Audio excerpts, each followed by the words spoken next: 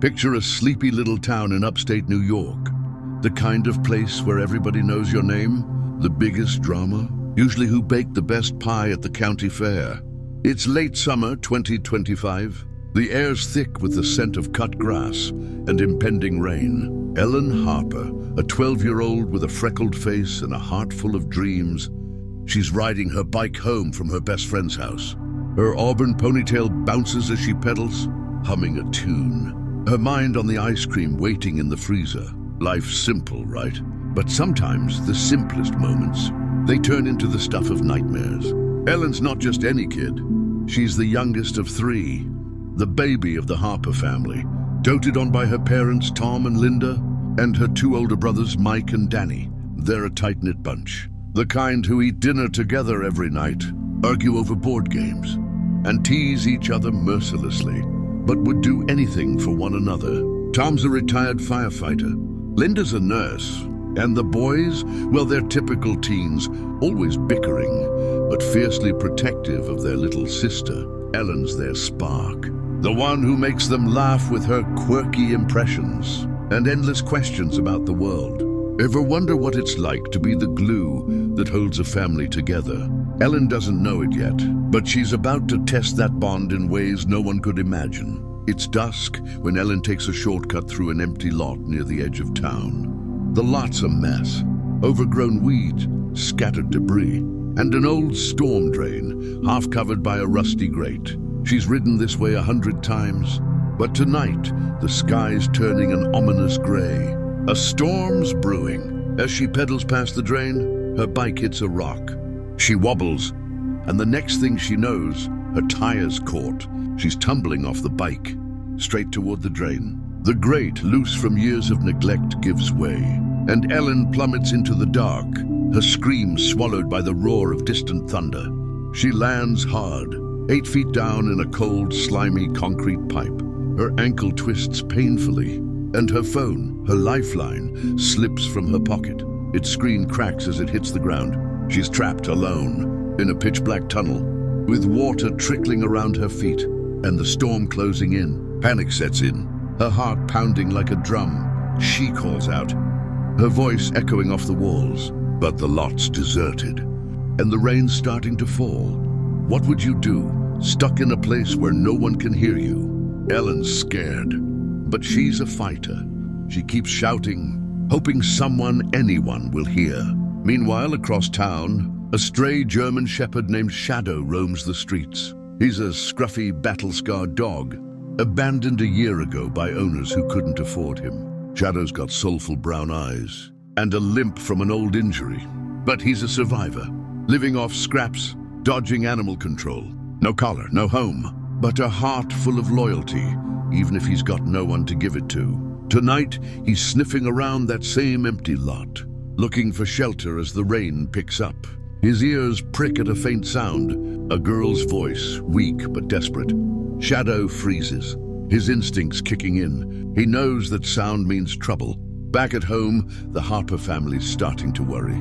Ellen's late, which isn't like her. Linda checks her phone. No texts, no calls. Tom paces, his firefighter instinct screaming that something's wrong. The brothers, usually glued to their video games, put down their controllers. She's probably just a Katie's, Mike says. But his voice wavers. They call her friends, check the usual spots. But Ellen's nowhere. As the rain turns into a downpour, fear grips the family. Have you ever felt that gut punch of not knowing where someone you love is?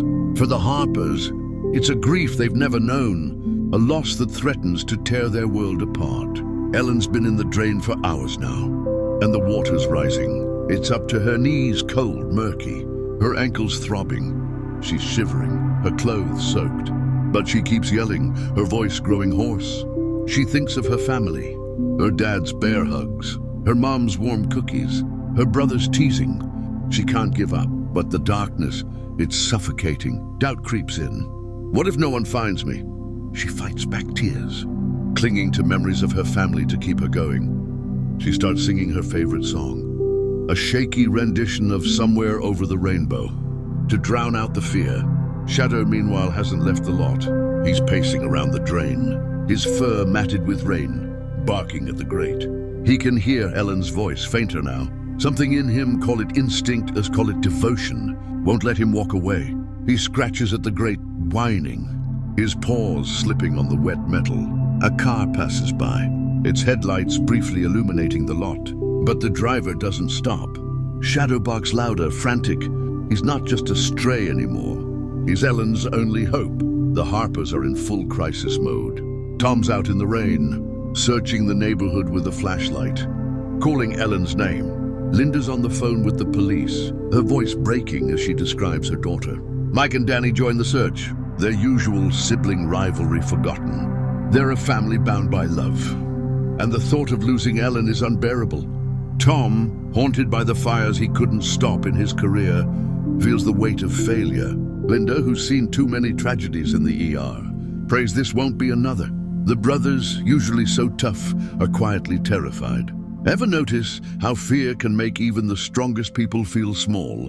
By dawn, the town's rallied, neighbors, volunteers, and the local fire department joined the search. The police set up a command post, but the storms made things chaotic. Roads are flooded, the empty lot's a muddy mess. No one thinks to check the storm drain. It's just another forgotten corner of town. Ellen's been down there for over 24 hours now, and she's fading. She's hungry, exhausted, and the water's up to her waist. Her singing stopped, replaced by weak cries. She's starting to lose hope, whispering to herself, "Please, someone find me!" Shadow's still there, though. He hasn't eaten, hasn't slept. His bark's a horse, but he keeps at it, driven by a loyalty he can't explain. Finally, a jogger, an older man named Frank, hears the commotion. Frank's a widower, a retired teacher who's lived in town forever. He's out braving the rain, trying to clear his head from his own grief. His wife passed a year ago, and mornings are the hardest. Shadow's barking pulls him over to the lot.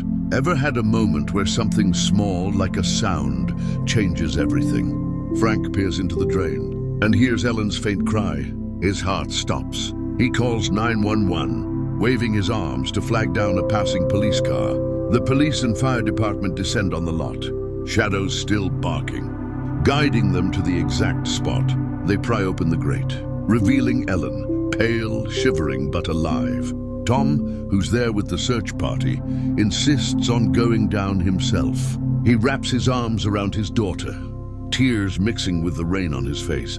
"I've got you, Ellie," he whispers, and she clings to him, sobbing. The crowd cheers as they're pulled up, but Shadow's the real hero. He's wagging his tail, exhausted but proud, as if he knows he's done something big.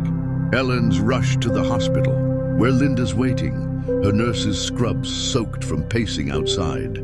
The family huddles around Ellen's bed, overwhelmed with relief. She's dehydrated, her ankles sprained, and she's got some scrapes.